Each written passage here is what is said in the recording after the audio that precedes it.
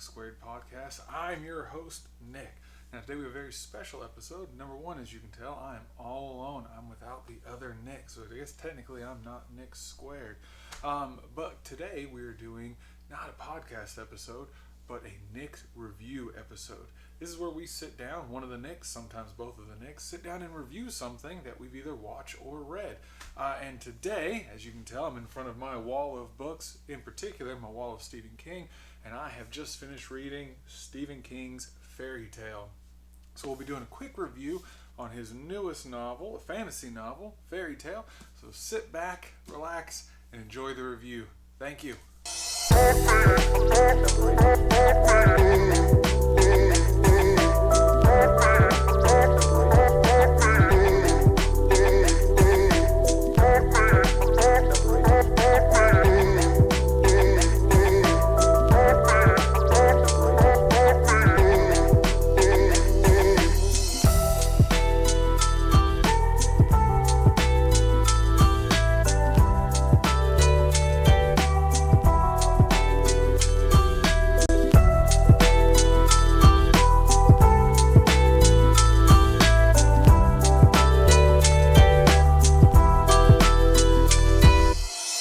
As I said before, we're going to be doing a quick book review on Stephen King's latest work, Fairy Tale. This is a fantasy novel, his first one since The Eyes of the Dragon.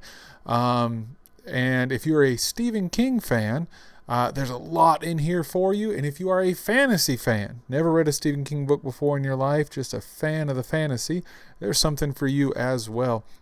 Now, a couple of things. I try to look at several different factors when I judge books. I am a consumer. I do buy them. I don't get any of these suckers for free, so I try to make sure that it is worth my money. Now, the first thing I look at when I look at books is the cover. I don't know about you guys, but I like to display my books on shelves, especially after I finish reading them, and I like them to be appealing to the eye. So when I look at this cover, I am in love. I love the dark blues. I love the light casting from the center of the well. You can see Charlie and you can see Radar on the cover. I'm a really big fan of the font and the gold lettering. He's done it a couple of times on his last few books. And I'm actually a huge fan of the matte finish that we're seeing in Dust Jackets now. Several years ago, glossy was the way to go, but I'm telling you, I love these matte finishes. Now, once you take the dust jacket off, it is, your regular old hardback book. It's a nice blue cover. It's got the gold lettering down the spine, and it's got some pretty brilliant orange end pages. And other than that, nothing really standoutish. There's no signature pushed into the cover. There's no extra symbols, nothing like that. But again, with the dust jacket, I absolutely love it. Now, looking at the overall length of the story, it is, kind of right on par with his last several works. It's not one of those huge, giant, 4-inch thick volumes, but it's got a good size.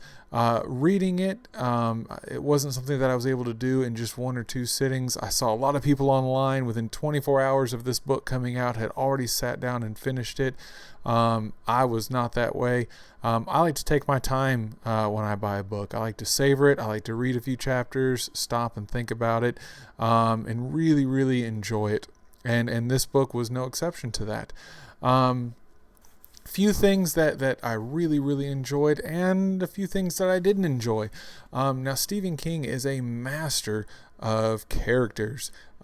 He creates such wonderful characters, like Pennywise the Clown that we all remember, Cujo, Carrie. There's so many that just stand out. And for me, I was actually a really big fan of all the supporting characters in Fairy Tale. Especially when we get into the fantasy world.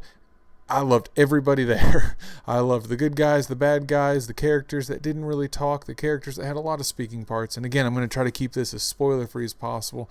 But I absolutely loved it. When it came to Charlie, the main character, that is where I hit my first kind of speed bump along the way. To me, Charlie was kind of unrealistic. And I know that's crazy talk for a fantasy book, but he really pulled me out of the world that I was reading. Charlie is a high school student, but he is honestly the most perfect high school student I have ever read in my life. He is like 6'4", 200 plus pounds, extremely athletic, extremely smart, has a very odd love for old and obscure literature and old black and white films. He can quote them at any given time, but really doesn't seem to know anything that is current in pop culture. Or at least he doesn't really mention anything current in pop culture. It really felt like it was an older writer trying to think if he was 16 or 17 again, using his current mindset. So I would read bits and pieces, and he would, quote some old literature, and I would just go, what high school student knows all this off the top of their head? I get that he's trying to play the part of the hero in a classic fairy tale, and so it has to be the perfect hero, but that just felt a little bit forced to me. All the other characters absolutely loved their weaknesses, loved their strengths, and as the story goes on, you really have to lean on a lot of those supporting characters, and I absolutely loved them. They carried the story for me. Now, one of the big call-outs that I've seen a lot of people talk about, and I want to address it as well, is sort of the pacing and overall plot of the story. This is a Stephen King book, and this is a fairy tale, or a fantasy book, I'm sorry. But there is a stark divide between the two. You make it through almost half of the story before any of the real fantasy tropes kick in. So if you are a die-hard Stephen King fan and you don't care anything about fantasy, you're going to love the first half of the book. Absolutely. And vice versa, if you are a die-hard fantasy fan and don't care anything about Stephen King or anything about his writing, you are going to love the second half of the story. Because the first half has very little, if any, fantasy to do with it. There is a little bit kind of, dancing on the edge of the pages a little bit, but nothing really fantasy that jumps out at you till you hit that halfway point. But once it starts, it is 100% gone into the fantasy world. And again, for me, as I said in the beginning of this, I am a Stephen King fan. I like his work in general, and I am a huge fantasy fan. I like fantasy in general. So for me, both parts were very, very enjoyable. I loved them. It was a little odd though, seeing that transition over into the fantasy side of it. Now, when it came to the general trope in fantasies is you have good versus evil.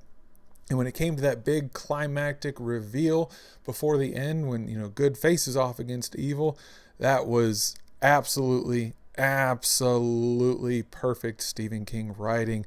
The big bad guy at the end was terrifying. He was grotesque. It was extremely detailed, and it was scary. It was honestly scary a little bit. Like, you worried for the main character and the people that were with him. There was actual fear there, and that was great. Now, coming off of that, and again, I'm trying to keep it as spoiler free as possible, and it's really, really hard. When it comes to standalone books, one of the issues that a lot of writers run into is how to end it, because a lot of writers want to end them on cliffhangers, like, hey, we could come back if this book's very successful. And Stephen King did not do that on this one.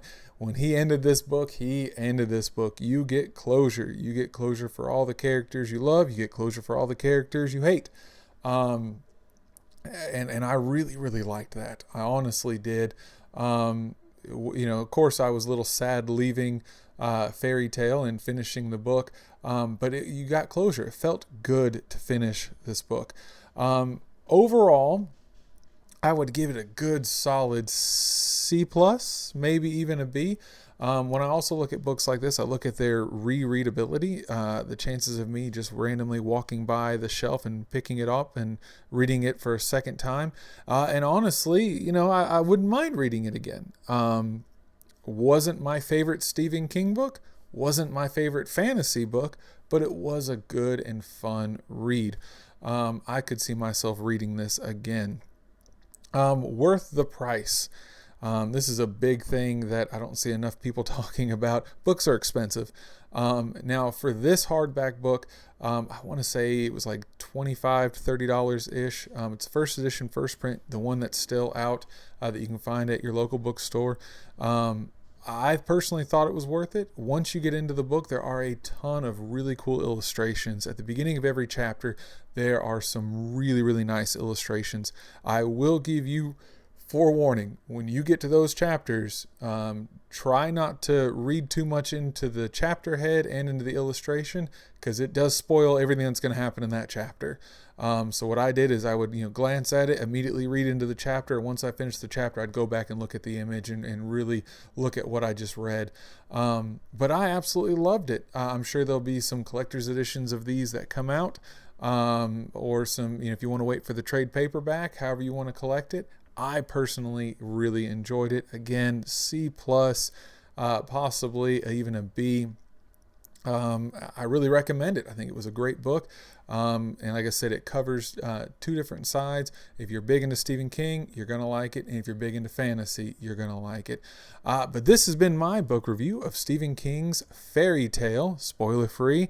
I know I try to say I'm biased, but that was a complete lie. I was very biased towards it. I hope you enjoyed it, and thank you for listening. And we'll see you next time on the Nick Squared Podcast.